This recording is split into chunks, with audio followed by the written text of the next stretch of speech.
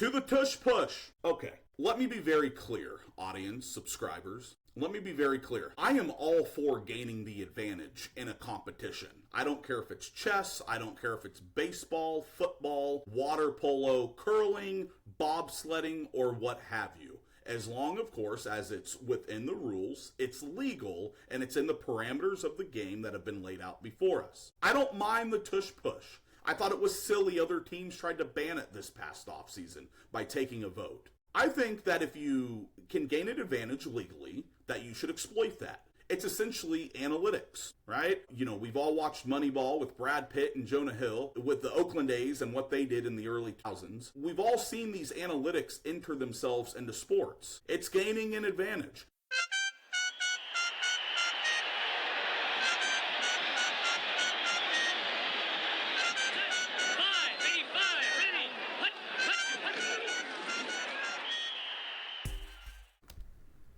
Welcome back to another episode of the Heartland Huddle, Chiefs, Lions, and NFL Talk. I'm your host, Eric Willard here. Huddlers, welcome back. If you've been rocking with us all season, salute to you. We appreciate you. Keep catching us every Wednesday here on YouTube and Spotify. If you're new to our channel, hit that subscribe button. Check us out every single Wednesday. Brand new episodes, fresh takes, fresh content. You can check us out here on our YouTube at Heartland NFL Talk. And of course, on our Spotify channel as well. Enough of that. I want to get right into it, as this past Sunday was a doozy. Not only just around the NFL, but of course, two major matchups. One between, of course, the Kansas City Chiefs and the New York Giants. And then Monday night with the Baltimore Ravens and the Detroit Lions. And I want to start with the Kansas City Chiefs, of course. At the feeling around Chiefs Kingdom with the tough loss to the Philadelphia Eagles. Travis Kelce bobbling the ball and ultimately ending up in an interception in the red zone, helping us to cost the game.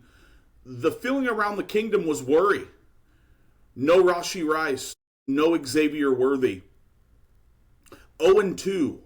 Are we going to dig ourselves a hole so big that we can't get out of it by the time Rice and Worthy get back from injury and suspension, respectfully? And so there was a lot of uncertainty last week. Stuff that I had kind of dove into, why we lost, I sort of sounded off and was trying to be a voice for the kingdom. And after week 3, of course, it was a get-right game. It was an opportunity for Kansas City to play the New York Giants, who were 0-2 as well, coming into the matchup. And they did just that.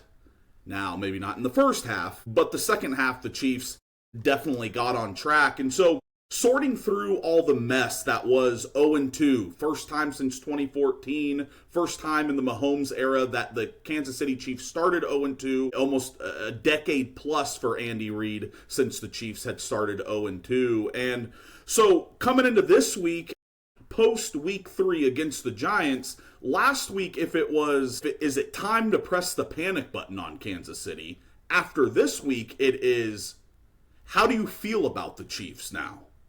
Do you feel worse? Do you feel better?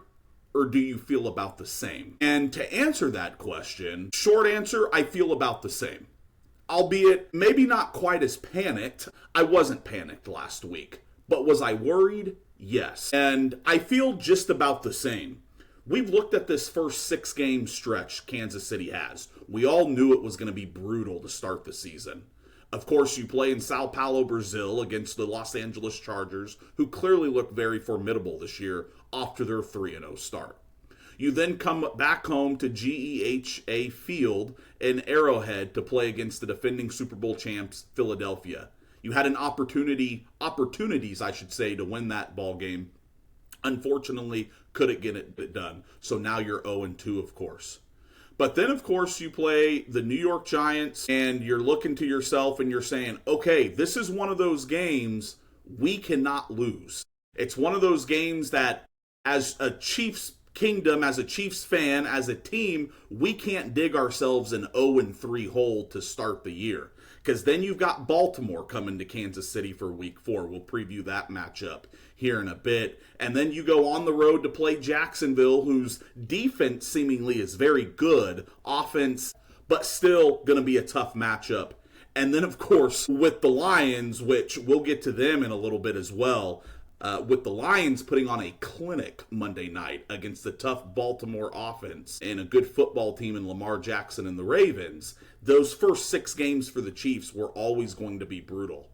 Now, before the year, thinking that Rashee Rice was going to be, not be suspended until sometime in the middle of the year, and then Xavier Worthy, of course, didn't plan on him getting injured 3 snaps into the season, I would have been happy with 4-2 in the first 6 weeks of this year.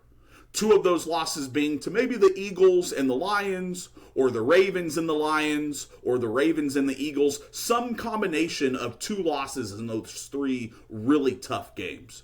But nonetheless, here we are, 1-2 after 3 weeks, playing back in Arrowhead, of course, against Baltimore in week 4. And now I'm hoping to just escape. Hopefully we can go 2-4 instead of the 4-2. Fingers crossed we can even maybe sneak one past Baltimore this coming week and go 3-3. Obviously, then after Detroit in week 7, we get Rashee Rice back. I believe Xavier Worthy is scheduled to play against the Ravens this week, so you start to get some back healthy and you're not in such a big hole to where A, we can't make the playoffs, B, we can't get to an AFC championship, and of course C, the Chiefs' ultimate goal year in and year out is to make and win the Super Bowl, of course. So 1-2, righted the ship a little bit. First half was shaky. That's why I sort of feel the same. To start out the year, 10 quarters of football have been shaky for the Kansas City Chiefs. But what the second half showed me was that they still have that championship DNA. That when the lights are bright, they can go into halftime. Andy Reid and Patrick Mahomes can talk it over, and they can flip a switch just like that. And it was really impressive to see, especially the first drive coming out of halftime. They really got it going. They got some momentum. And our defense, of course, held it down all night. But yeah, just to go back to that first half, it just seemed like the vibes were off. We all saw the viral clip now of Andy Reid chest bumping Travis Kelce, seemingly livid at him for his effort or poor play or something he did on a particular play. And, Travis Kelce fired back. Kind of lip reading. It seemed like Kelce said, I really can't control that, or I can't control something to that effect. And it just seemed like the vibes were off. Mahomes was missing on a couple of throws, threw a couple of dirt balls to Kelce early on, and then had the weird backward passes, 2 of them to Pacheco, to where one, Patrick Mahomes had to make almost a defensive play of the year play when he threw the backwards pass, skips past Pacheco, the Giants recover, and then Mahomes comes out of nowhere, Superman styles the defender, and takes the ball right back from him. And so that's my early Defensive Player of the Year award winner right there, right, is the Chiefs quarterback, Pat. No, but in all seriousness, it just seemed like Kansas City over the last 8 years, as we all know, has an incredible, unprecedented success, even more so than the Patriots did in their first 8 years of their run and their dynasty. And a lot of things for a lot of years, I don't want to say have come super easy to the Chiefs. It's still the NFL, but it's been a light show. It's been showtime. It's been prime time. The Chiefs have made opponents look silly. The Chiefs have been innovative on offense. The Chiefs have been able to take other opposing quarterbacks and opposing wide receivers and running backs and turn them into mush. Steve Spagnuolo being our defensive coordinator.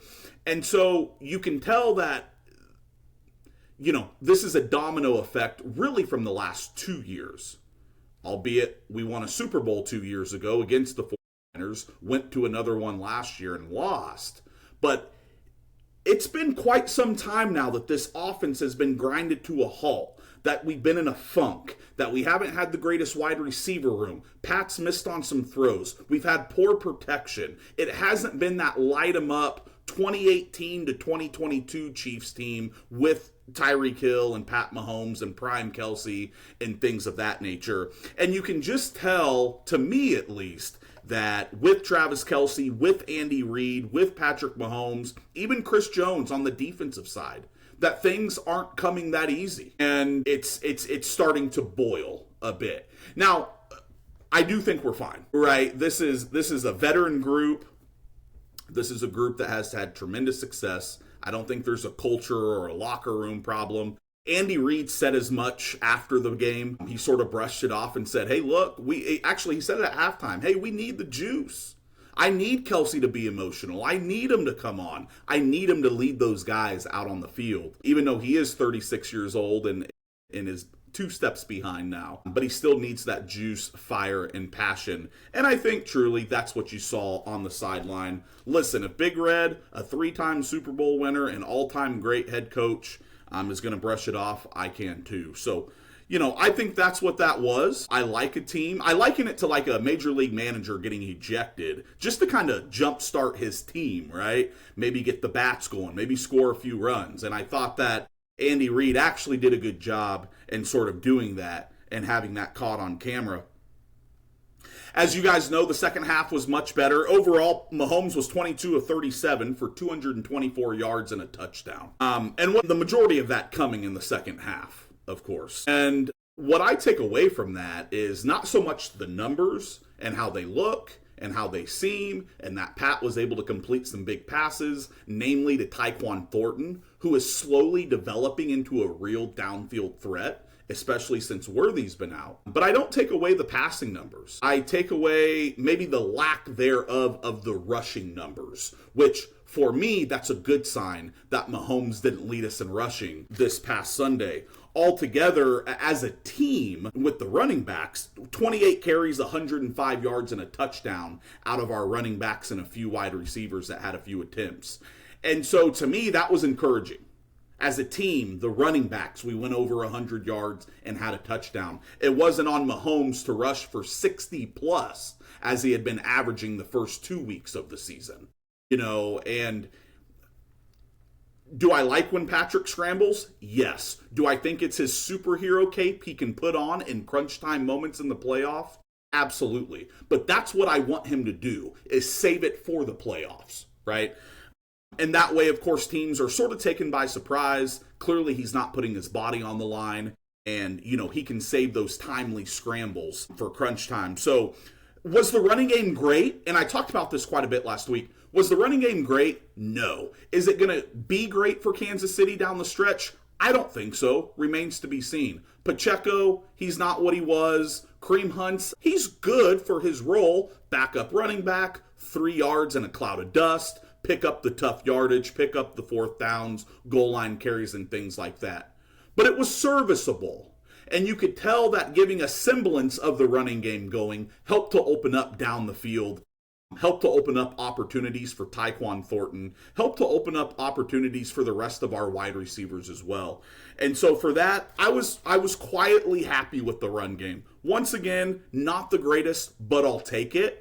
And as we start to get these guys back from suspension, Rashee Rice, back from injury, Xavier Worthy, those guys are going to need help down the field and underneath and on those intermediate routes to also work as well. And the more we can get out of Pacheco and Hunt, the more, of course, I think will help those guys.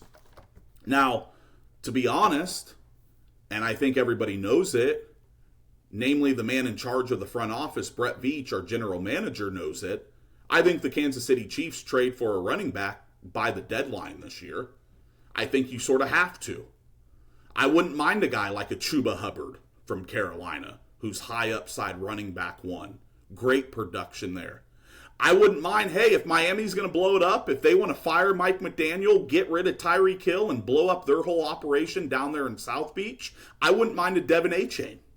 Right? A Devin Achane, a second-year guy who's got elite speed, elite burst, has to stay on the field with health, but a guy who's played 2 years in Miami and who's a hell of a running back. Either way, you have to add some juice in that running back room, and I truly do, I do think Brett Veach trades for a running back by the trade deadline. Interesting, just kind of finish up on the Chiefs, of course. Like I said, we kind of wanted to preview Week 4 here. Baltimore comes into town after a tough loss to the Detroit Lions, which that's the other half of this episode is talking about Detroit. But ironically, Baltimore, they lose to Detroit. They get blown out, honestly, and come into Arrowhead 1-2 for this matchup.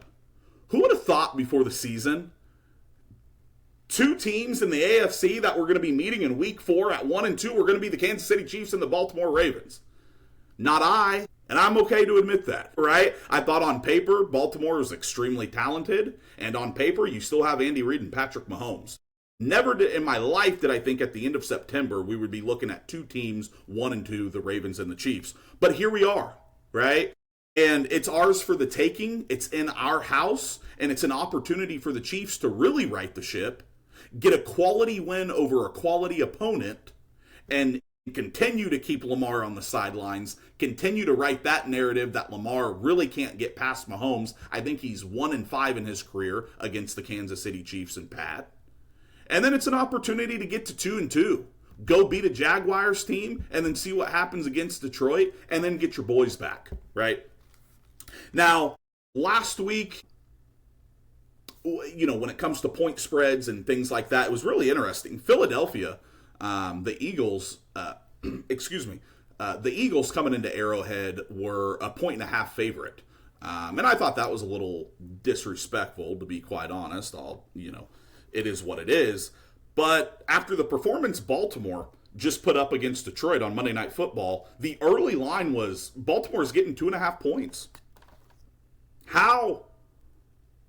I feel like that's so disrespectful, right? You're going to favor Baltimore by 2.5 after getting blown out by Detroit, after having a fourth quarter meltdown and another Derrick Henry fumble. Week 1 against Buffalo, giving up a 15-point lead with 7 minutes left in the game. And it just shows you that, Vegas thinks that Kansas City is lowly, that they aren't what they once were. But if you're watching the games, you can clearly tell Kansas City's got a great chance in this, especially being at home. So I thought it was a little disrespectful for Baltimore to be favored by 2.5 points, especially with the same record. They've had meltdown losses. They've gotten blown out. The Chiefs, by the way, have not gotten blown out and have played 2 quality opponents in the Eagles and Chargers as well, with an opportunity to win that Eagles game. So interesting early line early this week on that Chiefs-Baltimore game.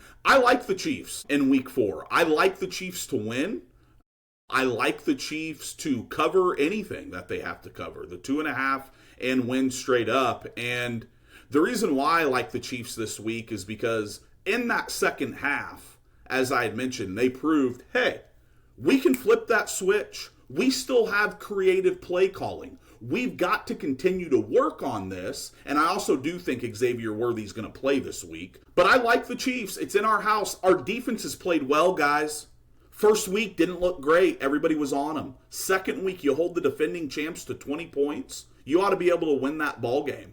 And then put on a clinic. I know it was against a washed Russell Wilson, but the performance at the back end and Trent McDuffie did against Malik Neighbors, a bona fide number 1 second-year guy, was phenomenal. And so I think the Chiefs' defense is going to continue to get better for those reasons. Baltimore's defense is atrocious, by the way. Good Lord, they can't stop a nosebleed. And in a night where you had to have it, and a night where you were dealt the cards, the Ravens, of course, they just flat out blew it on the defensive side of the ball. Gave up 40 plus to Josh Allen and the Bills week 1, had the meltdown, and then you give up almost 40, you give up 38 to a Lions team as well. And so very leaky defense, opportunities for the Chiefs to exploit that. And I think the Chiefs, as we've proven in the past, can do a good enough job on Derrick Henry, slowing him and keeping Lamar contained to a certain degree. Once again, I'm Eric. This is the Heartland Huddle podcast, Chiefs, Lions, and NFL Talk. You can catch us every Wednesday here on our YouTube channel at Heartland NFL Talk and Spotify as well. Okay, that's a perfect segue into the second half, of this episode, the Detroit Lions. Can we take a moment to just appreciate great football? What we witnessed Monday night from the Detroit Lions? I mean, was that not a clinic? From the play calling, to the execution, to the alignment, to the toughness, to the physicality. I mean, it was a flat-out clinic that Detroit put on against Baltimore. And to kind of go back to the question asking, it begs the question, what did Detroit prove with the win on Monday night? Well, if you ask me, they proved that not only, of course, are they back to being Super Bowl contenders after the disappointing loss in Week 1 to Green Bay, and then, of course, they blow out a bad team last week, and then, of course, you blow out Baltimore. It proves that they're not only Super Bowl contenders, but I'll say that they're the best team in the NFC. And one of the reasons why I say that is because I watch the games, guys. I watch around the league. And I see a Philadelphia team that I understand came back from 21 down in the second half to beat the Los Angeles Rams. But you were down 21 points in the first place, defending Super Bowl champions. It's the same nitpick. And for all you Philadelphia fans in the comments that have been on me about my Jalen Hurts takes and everything else, it's the same criticism that the Chiefs got last year for all the luck and the blocked field goals and winning and this and that. And all they do is go 15-2 and go back to a Super Bowl. But yet, because it doesn't look like the Chiefs, then of course we can nitpick. Well, I'll do the same to Philadelphia this year. Travis Kelce cost us the game against you week 2, and then Philadelphia's down 21. Offense can't figure out. Jalen Hurts can't throw the ball, and you're not utilizing your number 1 wide receiver in A.J. Brown. Couple of plays, you're 1-2 as well, Philly, right? And so, anywho, I'm watching Philadelphia. The Rams, obviously, are another team and a contender, I think, here in the NFC. I saw a very excellent defensive effort by a Brian Flores-led Minnesota defense. Now, I do know it was against a weaker opponent, but good Lord, guys. And then you got Seattle balling. They played the Saints. The Saints are terrible, but they've got a great, young, dynamic defense. The Packers obviously are in the mix with Micah Parsons and the boys, although they lost a bummer and a stinker and sort of an embarrassing fashion for Jordan Love against Cleveland this past week. But my point being, you've got all these different teams. The NFC's wide open. The is tough this year. And I feel like the AFC's very top-heavy. Buffalo, Baltimore, Kansas City, the Chargers, and then a lot of And then you've got the NFC with Philadelphia. You still have the Commanders on the rise, who were just in the NFC Championship game. You've got Detroit. You've got the Rams. You've got a Minnesota team with the Carson Wentz and competent quarterback play now. And it just seems that if I right now have to take a team in crunch time, a team to just flat out establish an identity and win a ball game, that's going to be Detroit in the NFC. They got back to playing Detroit football. Gritty, physical. They really out-muscled and just out-executed Baltimore in all phases. 7 sacks. 7 sacks on Lamar Jackson. What a defensive performance. Shout out to the new offensive coordinators. Xavier, my normal co-host here on the Heartland Huddle, we pointed out, obviously, the Detroit Lions have a new offensive coordinator, John Morton, as Ben Johnson left to go to the Chicago Bears. And, of course, Kelvin Shepard, the new defensive coordinator who was promoted internally, learned under Aaron Glenn. Glenn goes to the New York Jets for the head coaching job. And, of course, Kelvin Shepard's elevated. What a game plan he put together, didn't he? He learned something. And he also learned from the last 3 out of 4 years, the Lions getting the break speed off of them by athletic running quarterbacks, namely Lamar Jackson. Matter of fact, wasn't it just last year, the year before? I think Lamar Jackson and the Ravens beat the Lions 38-10, something bizarre like that. And so it's well documented that Detroit has these problems with these athletic quarterbacks. And tell you what, sure as shit, they got it done, didn't they? Right? And so it was 7 sacks on Lamar Jackson. Like I said, that was a clinic. But the main thing I wanted to point out, and I feel like Detroit has sort of elevated themselves to this level now. Have they won a championship? No. However, have they elevated to sort of this benefit of the doubt, championship level DNA degree? I absolutely think so. Think about the ending series of the first half. Detroit goes down, 98.5-yard touchdown drive. What an incredible response to the Baltimore Ravens' previous scoring drive. They drive 98.5 yards, they score. They kick off to the Ravens, and the Ravens seemingly snatch momentum right back from the Lions. They have a large kickoff. Jesse Bates, the kicker for the Lions, makes what now kind of seems like almost could be a game-saving tackle, right? But then the Ravens drive all the way down. The Lions get the 4th and goal stand. They stuff Derrick Henry. They stuff Lamar. They get the 4th and goal stand, right? But then the offense goes 3 and out. The Ravens are able to get the ball back. They come back before half and they're able to kick the field goal. And it was an opportunity for Detroit to really just blow the game open at that point and really put the nail in the coffin, but they didn't. And it was one of those to where Detroit, it just felt like they missed an opportunity. Did I think that the game was out of hand or they were going to lose? No. But I did think, man, that's what championship level teams do. When they have the foot on the neck, they continue to step on the team's neck. And Detroit had left the door open just a tad there. Now, they come out second half, and it was just extraordinary. Kudos to Jared Goff. Jared Goff with the big 4th and 2 throw. How about those cojones that he showed? They run the they run the play action, they fake it to Montgomery, and Goff makes an absolute perfect blanketed pillowy throw right into the first team All-Pro Amon-Ra St. Brown's hand, seemingly, of course, sealing the ball game. And what an incredible throw, what an incredible catch, what an incredible call. And going back to the coordinators for a second, John Morton, I thought that he adapted. I thought that he evolved with the game. I thought it looked very Ben Johnson-esque in his play calling with a couple of the trick plays he called.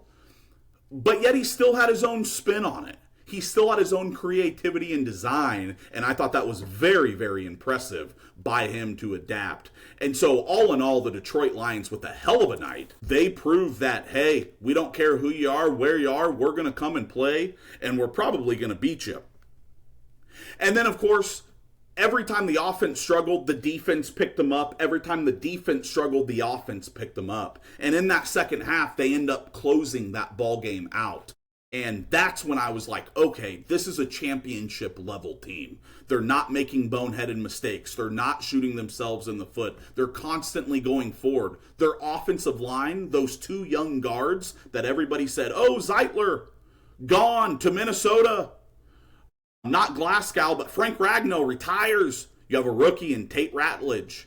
You move Glasgow to center. You do some reshuffling of that phenomenal offensive line, and it looks like they've got their mojo back. Credit to the offensive line coach. They dominated all night to the tune of 245 rushing yards between David Montgomery and Jahmyr Gibbs, both with 2 touchdowns apiece. Long runs, a 72-yarder by Montgomery, and it was just phenomenal to watch. So all 3 phases, the offensive line got back to Detroit's identity. Jared Goff, when needed to, was able to go to his aerial threats.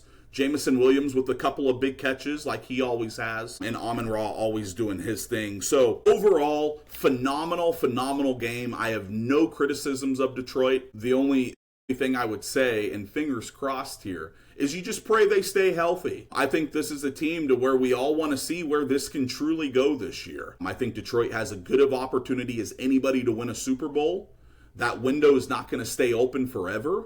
And truly, I think Detroit can get it done with good health, of course. I believe Detroit, they play Cleveland this week, which is sort of intriguing. Cleveland, of course, having no quarterback play in Joe Flacco, and the defense just flat out winning you a ball game. If there was ever a time that a defense won a ball game for you, it was Sunday against the Green Bay Packers and getting the key interception to set up that field goal. And going into the next game, week 4 here for Detroit, it's interesting because you are going to face Myles Garrett. You are going to face a tough safety, some of those guys on the back end. And so it'll be interesting to see, how physical can Detroit match that physicality? Can they replicate what they did against Baltimore? But then on the defensive side of the ball, they should have absolutely no problem handling the very weak and pathetic and incompetent quarterback, Joe Flacco.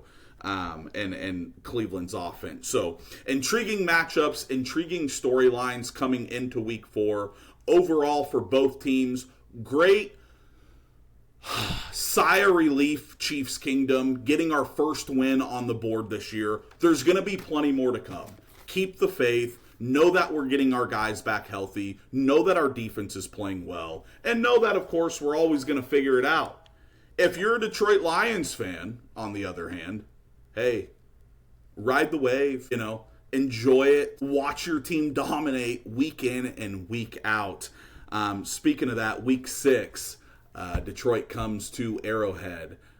in a much anticipated matchup on this podcast. Stay tuned as we're going to do some fun stuff for that Week 6 matchup. But that's it for me. Once again, I'm the host, Eric Willard of the Heartland Huddle podcast, Chiefs, Lions, and NFL Talk. Once again, you can catch us every Wednesday on our YouTube channel or, of course, on Spotify. Make sure to hit that subscribe button. Truly. Let us know in the comments, pin your comments, engage in the debate, be a part of our debate and movement every week.